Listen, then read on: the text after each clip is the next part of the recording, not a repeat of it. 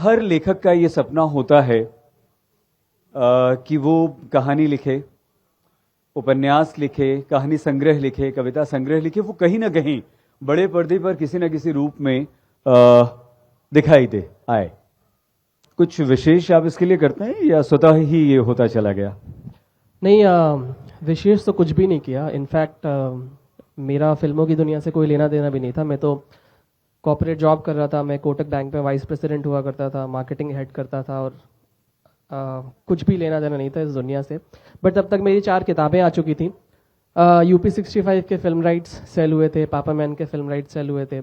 फिर उन लोगों ने शर्त रखी थी कि UP65 पे वेब सीरीज तभी बनेगी जब आप इसे लिखेंगे, और पापा मैन पे फिल्म तब बनेगी जब आप ही इसे लिखेंगे। तो फिर मैंने लिखना शुरू किया, स्क्रीन राइटिंग सीखी, और लिखते लिखते जब लोगों को फिल्म सुनाने जाने लगा था तो फिर एक काम से दूसरा काम और चलने लगा।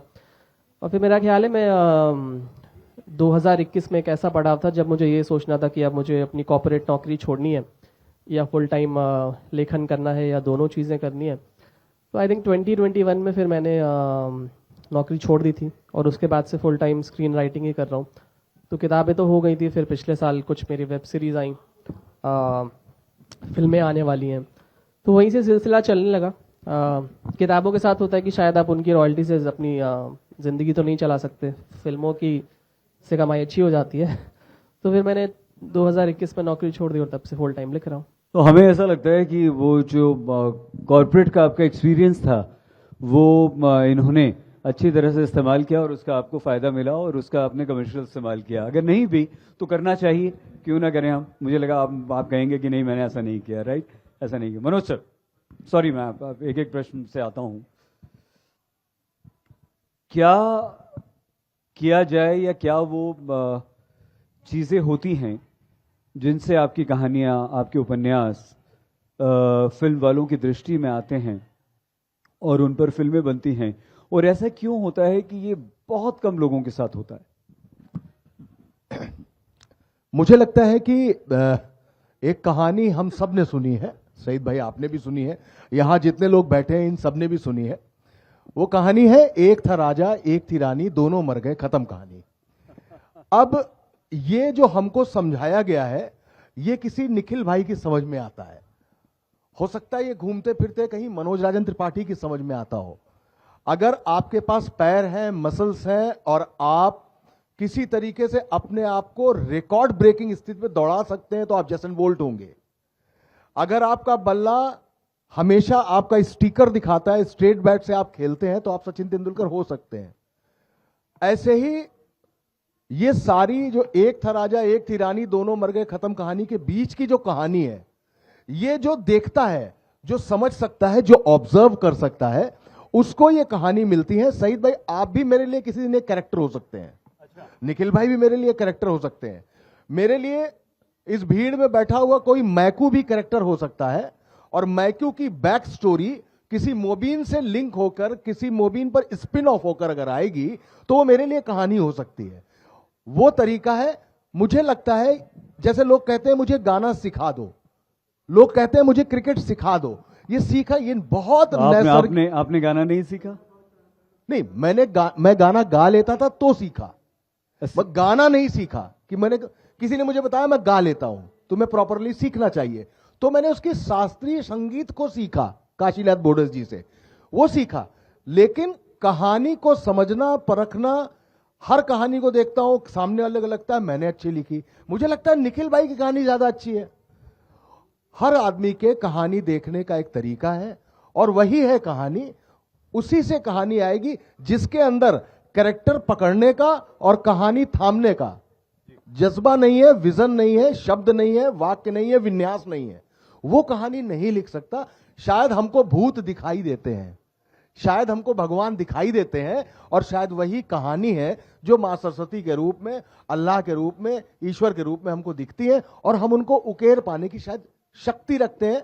यही एक तरीका है। तो विजन होना पड़ेगा, लिखना फिर एक अलग बात है। बहुत ठंड है लखनऊ में आपके, आप तो एकदम गला वाला पूरा पैक करके आए, मफलर भी अंदर, हाई नेक भी है ना, मोटी जैकेट भी। आपका गला वाला ठीक है बिल्कुल? हाँ हाँ, गला तो ठीक। पक्का देख लीजिए। हाँ, बिल्कुल, पिछली बिल्कुल। बार धोखा दे दिया था आपने, गला बैठा हुआ है ये नहीं वो। नहीं नहीं नहीं। तो मैं निखिल भाई से एक प्रश्न पूछ रहा हूँ, तब तक आप सोच लीजिए आपको कौन से 2 गाने सुनाने हैं बहुत शानदार। सुनेंगे या नहीं? यस। कैसा लगता है निखिल जी जब लोग एकदम आपको स्टार की तरह ट्रीट करने लगते हैं कि वाह भाई एक कोई ऐसा लेखक आया खूब, जिसकी फिल्में बन रही हैं, वेब सीरीज बन रही हैं और आप प्रेरणा देते हैं? देखिए अच्छा लगता है, बट मुझे लगता है कि स्टार जैसा कुछ है नहीं। संघर्ष एक्चुअली अभी शुरू हुआ है। मतलब मैंने कभी नहीं सोचा था कि मैंने क्या, कोई और भी ये बोलेगा कि एक मूर्ख इंसान ही ऐसा करेगा कि वो आईआईटी गया, फिर आईएम गया, फिर उसके बाद एक बैंक में वाइस प्रेसिडेंट था, फिर सब छोड़ के एक ऐसी इंडस्ट्री में घुस जाए जहाँ पे लेट्स एक्सेप्ट इट कि हिंदी फिल्मों में लेखक की कुछ खास इज्जत होती नहीं है आपको। मतलब आप बिल्कुल नीचे से शुरू करते हैं। मतलब जितना संघर्ष आप करने के बाद आप एक ऐसी इंडस्ट्री में ये चले गए। मैं आपको क्षमा के साथ रोकना चाहता हूँ। ये आप अपने निजी अनुभव के आधार पर बता रहे हैं या फिल्म इंडस्ट्री में ऐसा है ही? क्योंकि मनोज सर से भी हम पूछेंगे, आपका लंबा अनुभव रहा है नहीं फिल्म ये उद्योग में। निजी अनुभव और बाकी लोगों का अनुभव भी यही बोलता है कि जब आप एक किताबों में कमाई हुई इज्जत अलग है, बट जब आप फिल्म में एक नए लेखक के तौर पे अपना जिंदगी शुरू करते हैं तो फिर आपको बहुत समय लगता है वहां तक पहुंचने में। मतलब एक मनोज जी को भी पता होगा कि एक आइडिया जब हम लोग लिखते हैं, वहां से फिल्म के रिलीज हो जाने में कुछ 6-7 साल का लंबा संघर्ष तो कहीं नहीं गया हुआ है। बिल्कुल सही है, बिल्कुल। 10 फिल्में जिनके लिए आपको अच्छा पैसा मिल चुका होता है, उसमें शायद 1 या 2 रिलीज हो पाती हैं। तो ये इतनी मुश्किल इंडस्ट्री है, तो मुझे स्टार जैसा तो कभी कुछ लगता ही नहीं है, क्योंकि मुझे लगता है कि मैं एक लंबा संघर्ष करने के बाद एक ऐसी इंडस्ट्री में आया हूं जहाँ भी मैं जीरो से वापस से शुरू कर रहा हूँ। नहीं, आप हम्बल हैं, सौम्य हैं और ये आपकी सरलता है जो इस तरह की बात आप कर रहे हैं, हम इसकी तारीफ करते हैं। लेकिन मनोज जी, क्या सलीम जावेद बहुत बाद और शोले के बाद कोई बन पाता है? तब उसकी चलती है, वो अपनी शर्तों पर कहानी लिखता है, या जो निखिल जी कह रहे हैं ये संघर्ष इस दौर से सभी को गुजरना पड़ता है? नहीं, ये सलीम जावेद भी इस संघर्ष से गुजरे हैं। उन्होंने अपना एम्बलम खड़ा किया है बाद में, वो एक अलग बात है। वरना उन्होंने जाके जंजीर फिल्म में केवल डायरेक्टर, प्रोड्यूसर और एक्टर्स के नाम आते थे पोस्टर में। उन्होंने खुद वो स्टेंसिल ले जाके बॉम्बे के जितने भी पोस्टर थे उसमें पूरी रात में सलीम जावेद ने जाके लिखा था। ये बड़ी मजेदार, प्लीज सुनाइए, क्या कहानी है दोस्तों? हम चाहेंगे कि आप इसे सुने प्लीज। वो सलीम जावेद बनना यूं ही सरल काम नहीं है। आज बहुत अच्छे अच्छे राइटर्स हैं, बड़ी अच्छी अच्छी चीज लिख रहे हैं। तो सलीम जावेद साहब का ये था कि सलीम साहब का कैरेक्टर था बेसिकली जंजीर, एक गुस्सैल इंस्पेक्टर, और वो दौर था राजेश खन्ना की रोमानियत, रोमांटिक मूवीज का। वो दौर चल रहा था। उस दौर में सलीम साहब के इस कैरेक्टर को खरीदने के लिए कोई नहीं तैयार था। उन्होंने जगह जगह बेचा, बहुत मेहनत की। राजकुमार से बात हुई, मतलब राजकुमार जी एक्टर, देवानंद साहब से बात हुई, सबसे बात हुई। इन लोगों ने मना कर दिया? इन सब ने मना कर हम नहीं करेंगे, हम नहीं करेंगे। प्रकाश मेहरा, देखिए बस बात यही है कि किसी ने आईएएस बनने की एक कहानी जो 12वीं फेल अभी आई है, हर आईएएस बनने वाले की ऐसी ही कहानी है, अगर वो अच्छे घर से नहीं है तो। लेकिन विधु विनोद चोपड़ा के पास वो नजर, वो विजन थी कि इस दौर में जब पठान, जवान, गदर, एनिमल 700 करोड़ 800 करोड़ कर रही थी, उस वक्त उस बंदे ने उस कहानी पर हाथ रखा। और ये हाथ अभी नहीं रखा था, ये हाथ तब भी रखा था जब मुन्ना भाई आई थी, तब भी उन्होंने उस कहानी पे हाथ रखा। तब से ही है जी।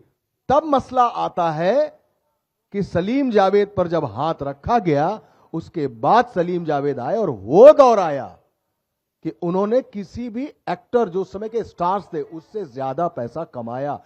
यूं लिख दी थी कहानी हाथी मेरे साथी की। वो तो साउथ की एक देवर फिल्म थी, उनको फिल्म राजेश खन्ना को मिल गई थी, उनको आशीर्वाद का बंगला लेना था, 2 लाख रुपए जरूरी थे, 2 लाख रुपए उन्होंने ले लिए, बोले हाँ कर देंगे। पर हिंदी कहानी लिखने वाला कोई नहीं था, उन्होंने सलीम को बुलाया, जावेद को बुलाया और कहानी लिख दी। आज की तारीख में जो ये कह रहे हैं, मैं आपको सच बता रहा हूं, मौका और मेहनत जब दोनों एक जगह आकर मिलते हैं, वहां से किस्मत का उद्गम होता है और फिर एक कहानी की किस्मत होती है। ना पैसा फिल्म बना सकता है, ना एक्टर फिल्म बना सकता है। वरना मुन्ना भाई एमबीबीएस में तो मुन्ना भाई का कैरेक्टर तो शाहरुख खान को कर देना चाहिए था। शाहरुख खान ने ओके कर दी थी फिल्म, लेकिन नहीं बनी, नहीं हुई फिल्म। और ऐसी न जाने कितनी फिल्में जो नहीं बनी। बिल्कुल सही कह रहे हैं, 6-6 7-7 साल लग जाते हैं। मैं साजिद नडियाडवाला के पास गया, उन्होंने मेरी एक स्टोरी सुनी, उनको बहुत पसंद थी। कितने कैलकुलेटिव आदमी है बता रहा हूं आपको। उन्होंने मेरी स्टोरी सुनी, बोले मनोज भाई 65 से 70 लाख, समझिएगा मेरी बात, नहीं, क्या आपको मिलेंगे? 65 से 70 लाख कमाएगी ये फिल्म, अच्छा, कम कमाएगी। वो बनेगी कितने में? प्योर कॉमर्शियल लोग हैं, उनको मालूम है। उन्होंने मुझसे कहा आप जाइए और किक 2 लिख दीजिए। अब हमारे और निखिल भाई जैसे जो लोग होते हैं ना, किक 2 मतलब सलमान खान, डायरेक्टर कौन? साजिद नडियाला।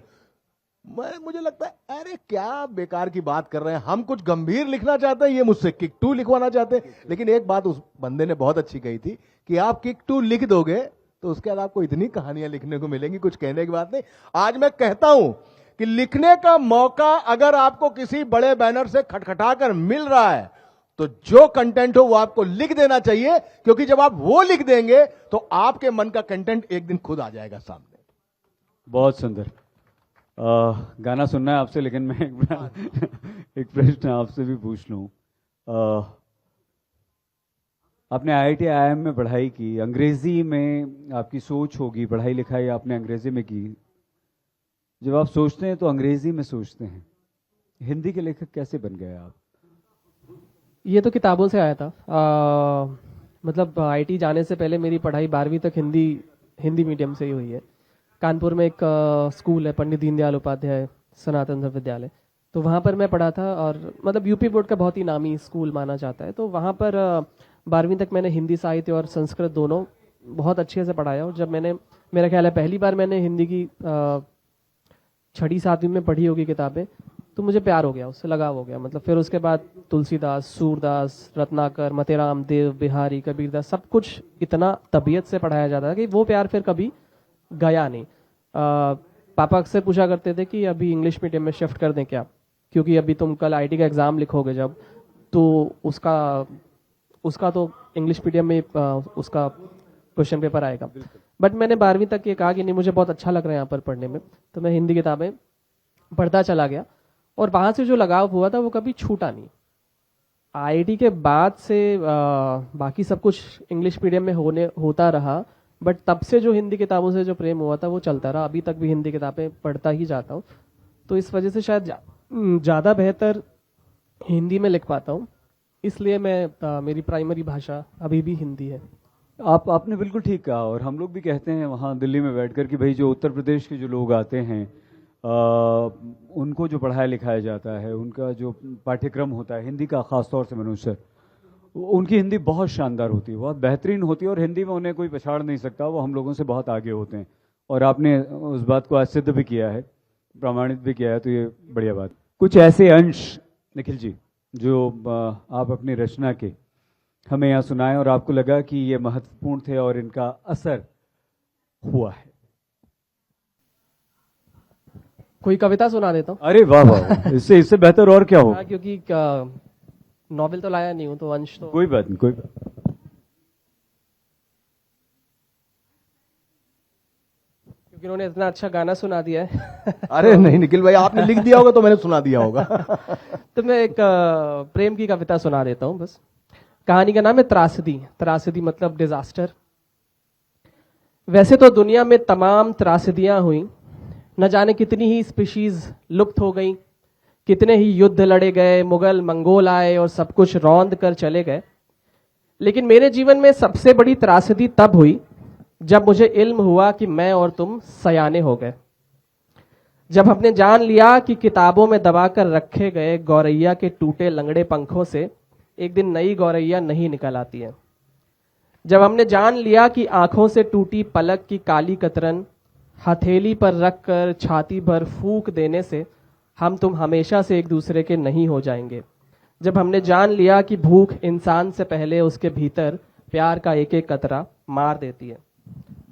इससे बड़ी त्रासदी क्या होगी कि एक दिन तुम सयानी हो गई और तुम्हारी देखा देखी मैं भी हो गया सयाना, और हमें जादू वादू सब लगने लगा बेमानी। और हम सपने देखने से पहले हर बार कहने लगे कि ऐसा सचमुच में कहाँ होता है यार। एक वक्त था जब तुम रोजाना शिमला भागकर वहां किसी खाई में बस जाने का मास्टर प्लान बनाती थी और मैं उसके लिए जोड़ता था 50 के सीले हुए नोट। जब मैं रात रात जागकर लिखता था तुम्हारे लिए कविताएं और एक छोटा सा कमरा हमें 4 बेडरूम किचन के आलिशान घरों से कई गुना बड़ा लगता था। जब सी व्यू अपार्टमेंट ना तुम्हें चाहिए था और मुझे, क्योंकि तुम्हारे घर में थी तुम्हारी आंखों की समूची नीली डल झील और तुम्हारे पास था मेरी बाहों भर नीला आकाश। इतिहास की किताबों में जब इतिहासकार दर्ज कर रहे होंगे त्रासदियां, क्या कोई दर्ज करेगा हमारे सयाने हो जाने की त्रासदी? क्या किसी किताब में खून से लिखेंगे ये इतिहासकार कि एक तूफान से भी तेज बहने वाली जिद्दी लड़की सिमट कर बंद हो गई समझदारी की बौनी डिबिया में, और दुनिया को जूते की नोक पे रखने वाला बेखौफ लड़का यस सर करके बाकी की जिंदगी में मियाता रहा कांच के एक खौफनाक दफ्तर में। वाह, क्या बात है, वाह जोरदार वाह ताली। वाह वाह, बहुत बहुत ही शानदार, सुंदर। बहुत। हमें लगता है कि ये हर युवा की त्रासदी है और बहुत ही आपने मर्म स्पर्शी। बहुत धन्यवाद निखिल जी, बहुत धन्यवाद मनोज जी, और साहित्य आज तक पर आए हमारे इस मंच की शोभा बढ़ाई, उसके लिए आपका धन्यवाद। और आप दोनों के लिए ढेर सारी शुभकामनाएं साहित्य आज तक पूरे परिवार की ओर से। धन्यवाद Thank you very हमें much. बुलाने के लिए, और धन्यवाद आप सभी का हमें सुनने के लिए। आप सबका धन्यवाद, आप सबने धैर्य से सुना, इतनी सर्दी में सुना, इतनी भीड़ में सुना। थैंक यू शाहिद भाई, थैंक यू। थैंक यू, भाई। Thank you, you. साहित्य। जोरदार तालियों के साथ हमारे मेहमानों का धन्यवाद कीजिए।